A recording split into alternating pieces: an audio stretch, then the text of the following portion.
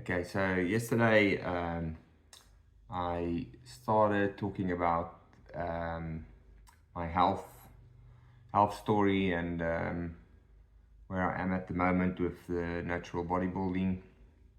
And I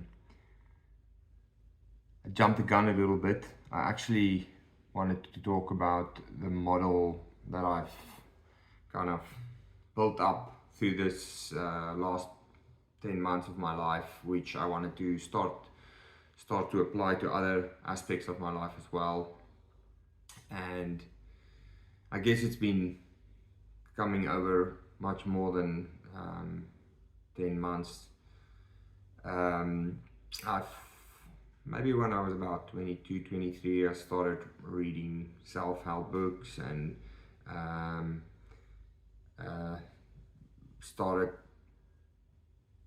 setting goals. Yeah, I listened to Anthony Robbins a lot, and I started setting goals for myself. So set like 20-year goals and 10-year goals and 5-year goals and 6 months goals.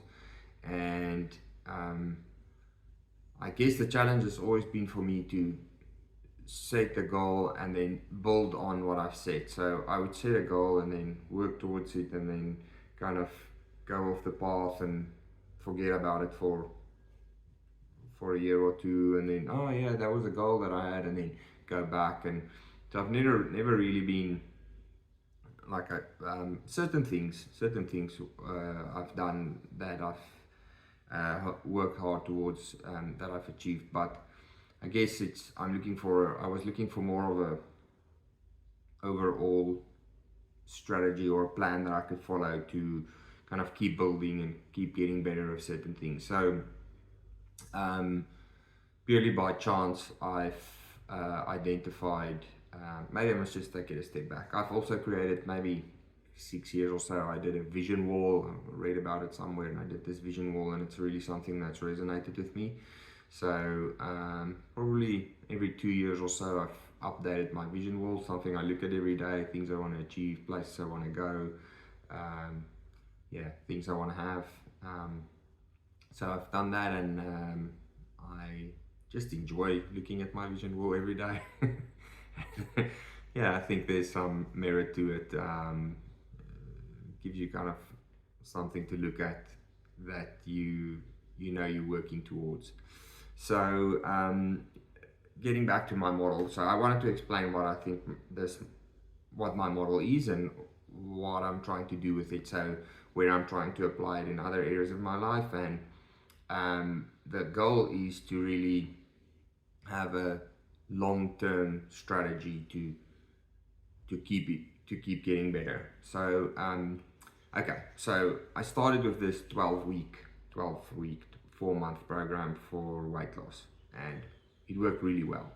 But it worked well for a couple of reasons. So I had a coach, which I think made all the difference. I've never had results like this, and I've done things like this in the past where I've lost a lot of weight, and I've done long distance races and stuff. I've never had a coach where I could go to on a weekly or a 2 weekly or even a monthly basis to just ask questions, like hitting a wall or having a question about what I can eat, and just having someone to turn to say, okay, what's the right answer? Someone who's done it before. So that made a huge difference. And I didn't think too much about what I was doing. So my plan for training, I didn't think about, and what I had to eat, I didn't think about. I just said, I'm going to follow what this coach tells me for 4 months, and no questions, I'm just going to do. And I did it, and it was great. It was a lot less stressful, and I had a lot more patience, and it was just easier when I look back now than trying to do everything on your own. So the first thing is the coach. The second thing I think that was crucial was I logged my activities every single day. I'm still busy doing it. This is now almost a year. I'm still busy. I log my exercises every day. It's very detailed. I know exactly what I'm going to do when I go to the gym. I know exactly how long I'm resting between each set. It's it was really beneficial, I believe, to have all that information and keep logging that every day. So next week I do, so typically a program would go for 4 weeks, the same thing, but every week my weight or repetitions would increase, and you can see every week there was a little bit of growth, a little bit of growth, a little bit of growth. 4 weeks, when you look back, you're way further than where you were when you started. So, and you could actually see it because it was recorded. I also did photo updates and measurement updates probably once a month. We could also track all the change, so that was awesome. And then the food as well. So I logged. It was easy because I'm eating the same thing every single day. That also changed a little bit, maybe every 4 months or so, but because I had the same food every day, I logged it on MyFitnessPal. I knew exactly how many calories, what my fats, carbs, protein was. I knew exactly every day what I was putting into my body and what I was burning through gym. So I think that made a big difference as well. Then after 4 months, I had I had a break over December, and then I had my prep for my competition, which was, call it 5 months prep for the competition. So I did my prep, and halfway through the prep of my competition, following the same coach, logging activities, recording everything that I did. So about halfway through that, I was constantly listening to Chris Bumstead, Jordan Peterson, Joe Rogan, a couple of people I was listening to on a daily basis, motivational videos, and these guys. And I kind of halfway through this prep, I said, okay, so what am I gonna do to make sure I keep this momentum and I can keep on building? And I was also, at the back of my mind, was the finances. So why have I not been able to do this in finance? And I was thinking, okay, what about a finance coach? But you don't get finance coach, or I've not heard about a finance coach. We've seen financial planners. Me and my wife have seen financial planners, and they take your salaries and they work out how much you need to save to retire one day, or pay off your house, or how much you must invest. But it's not the same as with a health coach or a fitness coach, where it's a regular check-in to see if you're on track to achieve your goal. And I couldn't find anything like that. So basically, so then I started thinking about what's working. So I broke it down into 4 months, and I said, okay, this was my first 4 months. And after 4 months, I said, okay, after 4 months, if you achieve your goal, or when you get close to your goal, you set your next 6 months, because it has to be.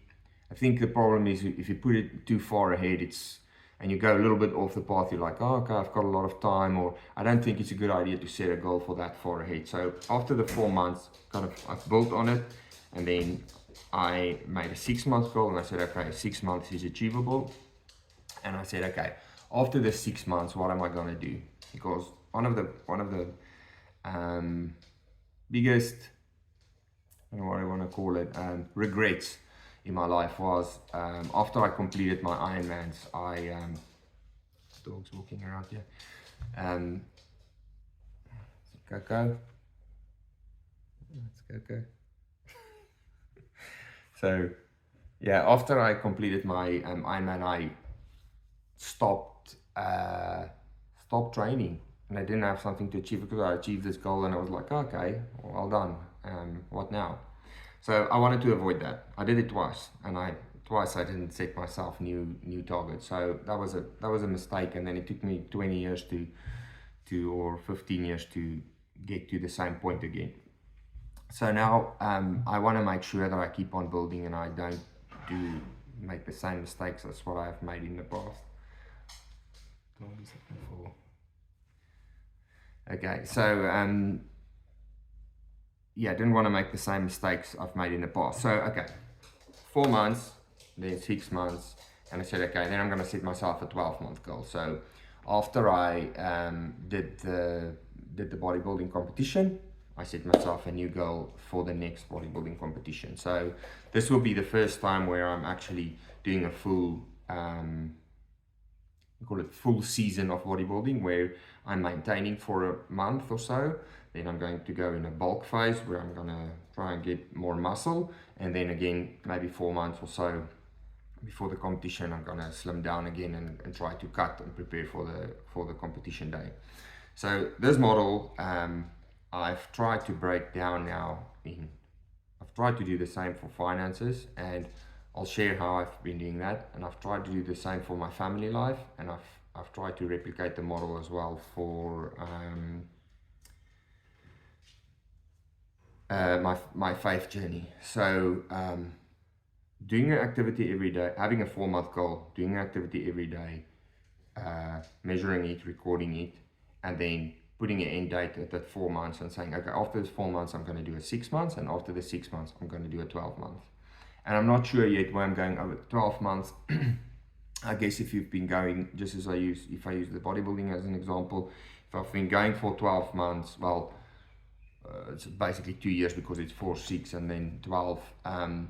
If you've done that period of time in a specific area, you'll have a pretty good idea of where you want to go and what you want to achieve. So I guess I'll set another 12 months after that, but I'll kind of pivot a little bit or plan around that once I get there, because I think a lot can happen over a 12-month period. So you know, I might decide to start cycling or something.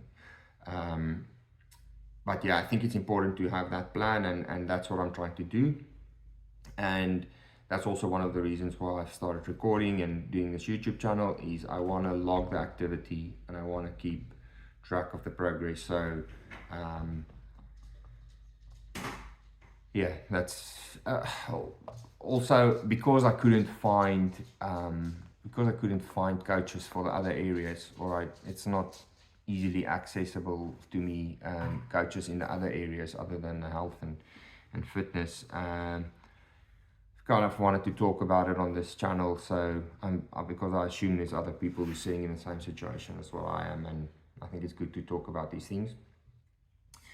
And then there was one more thing. I forgot what it was now.